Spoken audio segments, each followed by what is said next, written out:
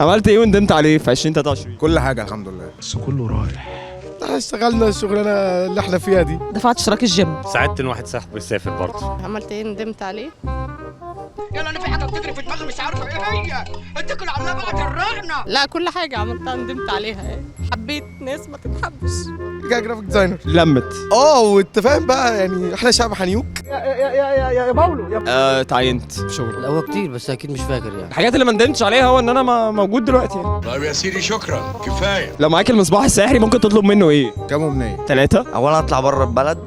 معايا مصباح السحري. ممكن فلوس كتير. انا كان زماني طلبت فلوس كتير قوي يعني كتير كتير بقى بجد مش بهزار. هقول له يجوزني نجيب ساويرس. بس مش هقول اسامي يعني. كل الولاد تقع في دباديبي. يعني هطلب يبقى معايا فلوس كتير قوي. اخس. وياده ودايت وياده. يعني من غير ما تصعبيها على الجني ممكن تطلبي منه ايه؟ خلاص نصهم يقعوا في دباديبي طيب. مش هتطلب لي حاجه؟ معلش حاولي تنزليها اكتر. واحد بس والله وانا راضية. هنحاول نتفاوض مع الجني في الموضوع ده.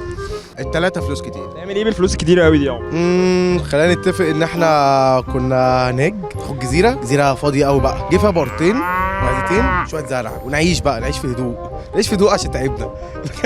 ولا اي حاجه بس يبقى معايا فلوس، يعني كونسبت ان انا يبقى معايا فلوس ده مريحني عامه. ارجع واحد صاحبي رخم من السفر. اطلب منه ايه؟ فلوس كتير.